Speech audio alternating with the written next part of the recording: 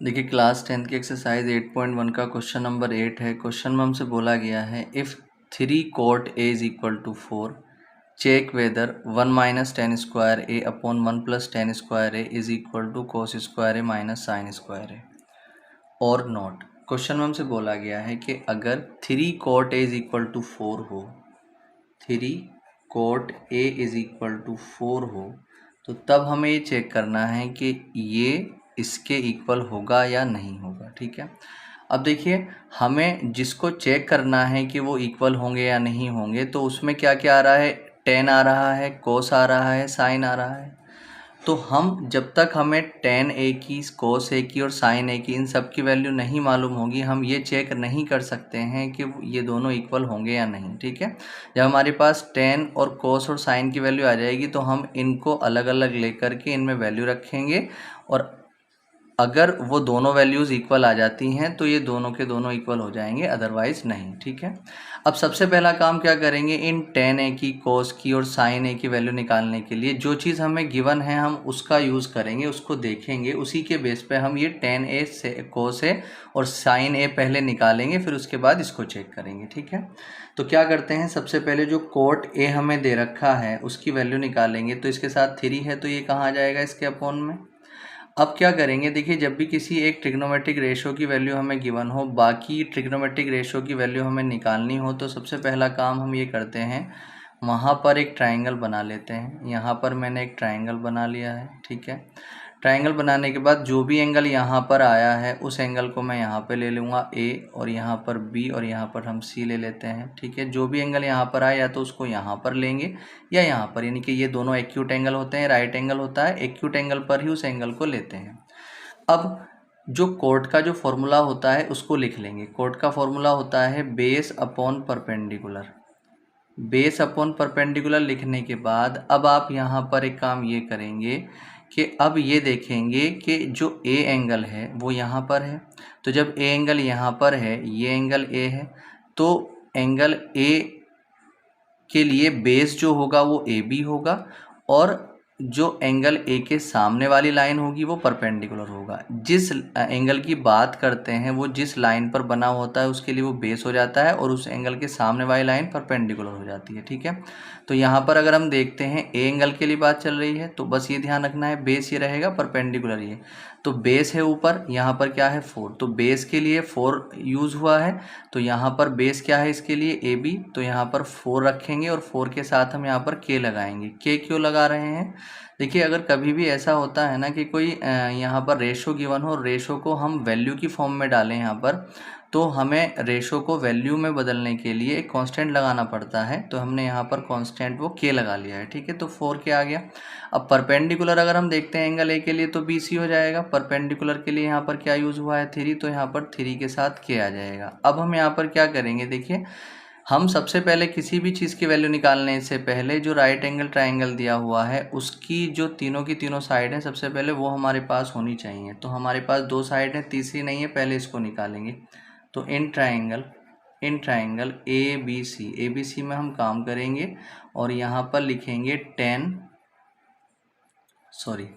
यहाँ पर हम पाइथागोरस थ्योरम लगा देंगे। और पाइथागोरस थ्योरम क्या होती है, 90 डिग्री के सामने वाली जो लाइन होती है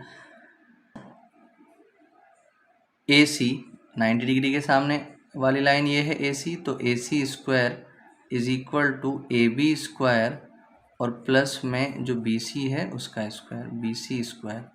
तो ए सी तो हमें निकालनी है, A C square, A B जो है वो कितना है 4k का स्क्वायर, और प्लस में बी सी जो है वो कितनी है 3k का स्क्वायर। तो यहाँ पर 16k स्क्वायर आ जाएगा, प्लस में 9k स्क्वायर आ जाएगा, ए सी स्क्वायर। तो A C square is equal to 16 और 9 की अगर हम बात करते हैं तो 25k स्क्वायर हो जाएगा।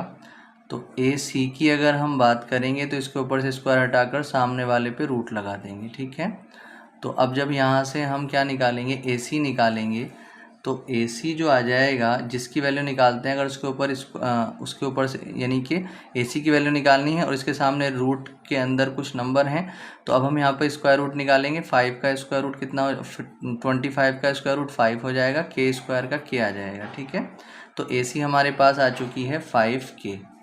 अब जब ये तीनों की तीनों साइड हमारे पास आ चुकी हैं, तो जो हमें प्रूफ करना है, जो चेक करना है वो इक्वल है यानी, तो उसमें एक तो tan आ रहा है और cos और sin। तो सबसे पहले इन सब की वैल्यू निकाल लो यहाँ पर। तो tan a की जब हम वैल्यू निकालेंगे तो tan का फॉर्मूला क्या होता है, देखिए एक चीज़ और भी है, tan का तो वैल्यू आप डायरेक्ट निकाल सकते हैं क्योंकि cot a है और हमें tan a निकालना है, तो cot का उल्टा ही tan होता है। तो cot a 4/3 है, तो यहाँ पर tan a कितना आ जाएगा, 3/4 आ जाएगा। ठीक है, अब यहाँ पर cos की वैल्यू निकाल लेते हैं। देखिए cos a की वैल्यू निकालने के लिए cos का फॉर्मूला होता है base upon hypotenuse, base upon hypotenuse. अब a के लिए बेस क्या होगा, AB, और हाइपोटेनियस कितना होगा, AC। तो यहाँ पर AB की अगर हम बात करें तो 4K है, AC की बात करें तो 5K है। K से K कैंसिल हो जाएगा और हमारे पास यहाँ पर आ जाएगा cos A = 4/5। इसी तरीके से हम क्या निकालेंगे, अब साइन भी निकालेंगे। साइन A की जब वैल्यू निकालेंगे तो साइन होता है परपेंडिकुलर अपॉन में हाइपोटेनियस, परपेंडिकुलर अपॉन में हाइपोटेनियस। तो परपेंडिकुलर कितना है हमारे पास, ए के लिए परपेंडिकुलर एंगल ए के सामने वाली लाइन यानी BC, और हाइपोटेनियस कितना हो जाएगा, AC। BC कितना है हमारे पास 3K और AC हमारे पास कितना है 5K। तो K से K कैंसिल हो जाएगा और यहाँ पर आ जाएगा आपके पास साइन A आ जाएगा हमारे पास 3/5। ठीक है, तो अब यहाँ पर देखते हैं तो हमारे पास साइन भी है, कोस भी है और tan भी है। तो जो चीज़ हमें वेरीफाई के लिए करनी है उसको अब हम मतलब जो चेक करनी है वो इक्वल है यानी, तो उसको लिख लेते हैं। वो वैल्यू है हमारे पास